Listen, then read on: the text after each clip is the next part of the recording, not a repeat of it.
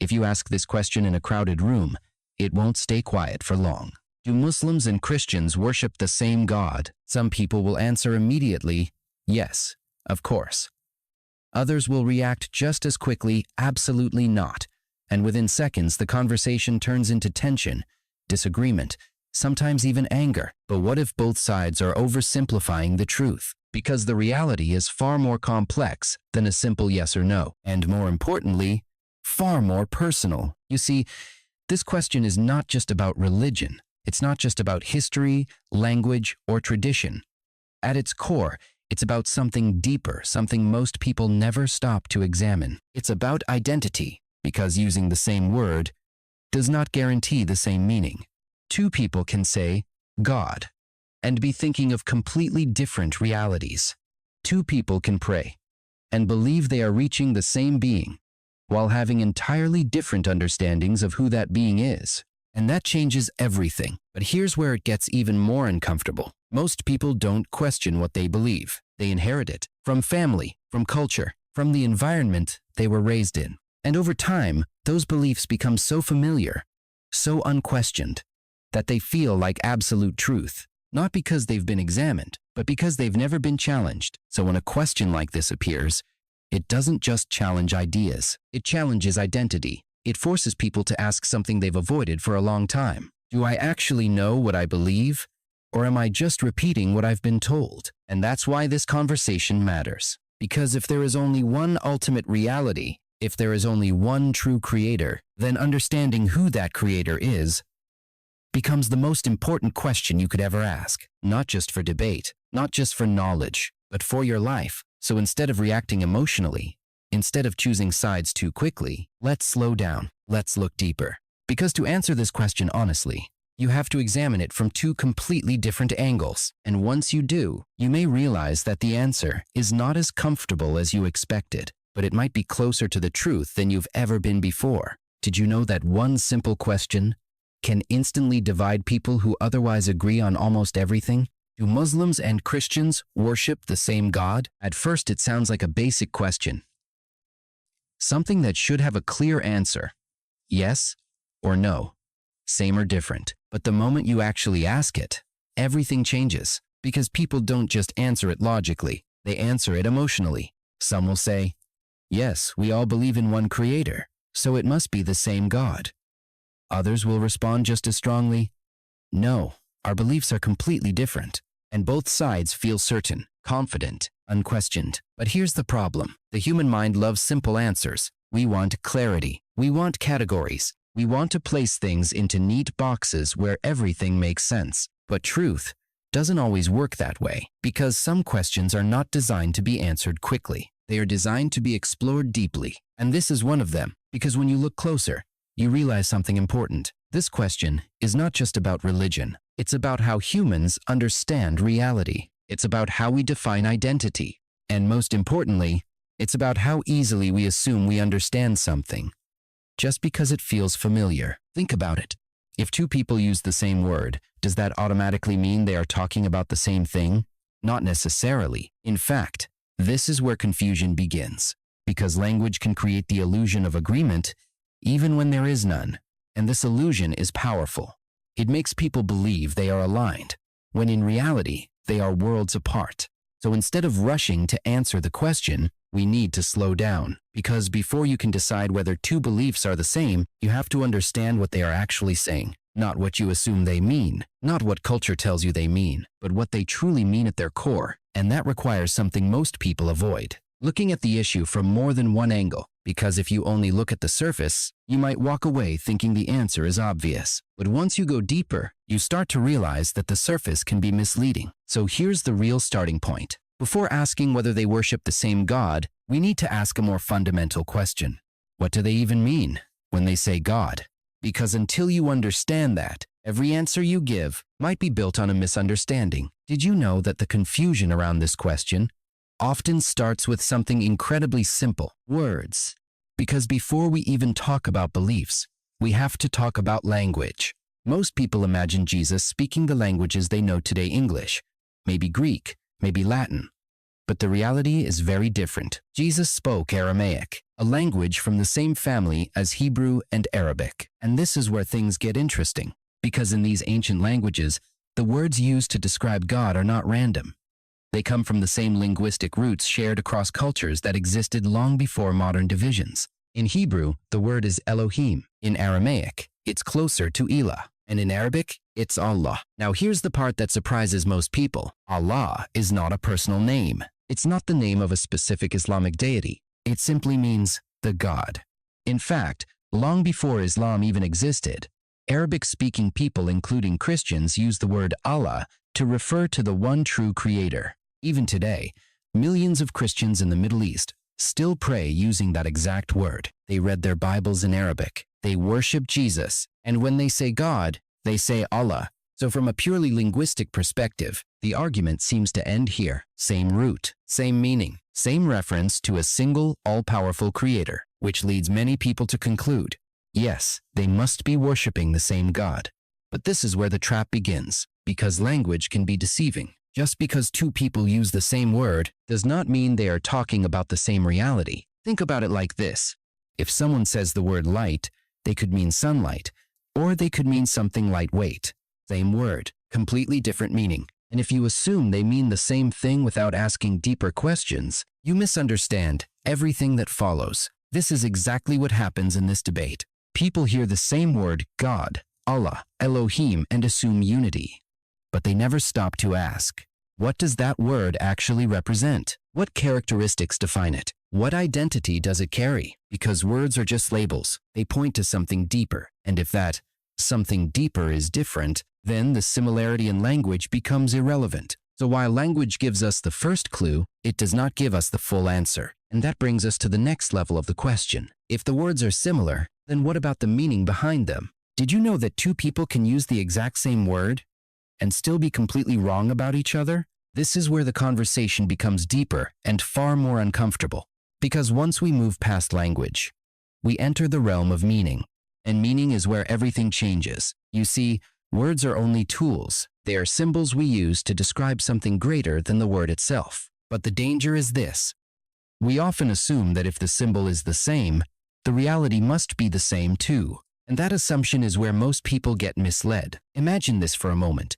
Two people are talking about a bank. One is thinking about money, a place where you store your savings, your security, your future. The other is thinking about a riverbank, a place by the water, calm and natural. Same word, completely different realities. If they don't stop and clarify what they mean, they will walk away thinking they agree, when in reality, they were never talking about the same thing. This is exactly what happens when people talk about God, because saying God is easy, but defining who that God is something entirely different. And this is where the illusion breaks. Because once you ask deeper questions, what is God like? What does he want? How does he relate to humanity? You begin to see differences, not small differences, not minor details, but foundational ones. And here's the truth most people avoid. Agreement at the surface level can hide deep disagreement underneath. It creates a false sense of unity, a feeling that we're all talking about the same thing. But when you dig deeper, you realize that the foundation itself is different. And if the foundation is different, then everything built on top of it will be different too. This is why the question cannot be answered by language alone. Because language only tells you what people say. It doesn't tell you what they mean. And meaning is everything. Because when it comes to something as important as God, you're not just dealing with a concept. You're dealing with identity. And identity cannot be assumed. It has to be defined. So now the question shifts again. Not just, are they using the same word? But, are they describing the same being? Because if the descriptions don't match, then the conclusion becomes unavoidable. They may sound similar on the outside, but they could be pointing to entirely different realities underneath. And that's where this conversation takes its most critical turn. Did you know that the real difference doesn't begin with what God is, but with who God reveals himself to be? Because once we move beyond words and general ideas, we enter the core of belief. And this is where everything separates. Many people agree on one thing. There is one creator, all-powerful, all-knowing, the source of everything that exists. And at that level, the agreement feels strong, almost undeniable. But here's the problem. Knowing that a creator exists is not the same as knowing who that creator is. It's the difference between recognizing a shadow and knowing the person casting it, because identity is not just about power. It's about character, nature, relationship, and this is where two completely different paths begin. Some approach God through logic. They look at the universe, at creation, at order, and conclude that there must be a powerful, intelligent designer behind it all. From that perspective, God is understood as the ultimate creator, distant, perfect, beyond human limitation. And in that sense, both Muslims and Christians can seem aligned. One creator, one source, one origin of all things. But then comes the shift, because Christianity makes a claim that goes far beyond logic. It doesn't stop at what God is. It answers who God is. And that answer is centered on one figure, Jesus. Not just as a prophet, not just as a messenger, but as the visible image of the invisible God. This is where the line is drawn. Because in Christian belief, God is not only a creator, he is relational. He exists as Father, Son, and Holy Spirit. Not three gods, but one being expressed in relationship. And this changes everything, because now, God is not distant. He is personal, not unreachable, but present, not abstract, but revealed. And here's the part that creates the divide. This identity is not optional. It is central, because if Jesus is who Christianity claims he is, then knowing God requires knowing him, not just believing in a creator, but recognizing that creator revealed in human form. And that's where the tension begins. Because once identity enters the conversation, agreement starts to disappear, and the question is no longer simple. It becomes something much deeper. If two beliefs describe God in fundamentally different ways, can they still be talking about the same being? Or does identity change everything? Because once identity is defined, there is no more room for assumption, only truth or misunderstanding. Did you know that the entire question ultimately comes down to one person? Not a system, not a tradition, not even a set of rules, but a single identity, Jesus. Because everything changes depending on who you believe he is. If he is just a prophet, then he points toward God. If he is just a teacher, then he explains ideas about God. But if he is who Christianity claims he is, then he is God revealed. And that is where the line becomes impossible to ignore. Because in Christianity, Jesus is not optional. He is not one path among many. He is the center of everything, the foundation, the bridge between humanity and the divine, the one who doesn't just speak about truth, but claims to be the truth. And this is where the two perspectives fundamentally separate. Because in Islam, Jesus is honored but differently. He is respected, recognized as a prophet, a messenger, a man chosen by God, but nothing more. Not divine, not the Son, not the embodiment of God on earth. And here's where the tension becomes unavoidable.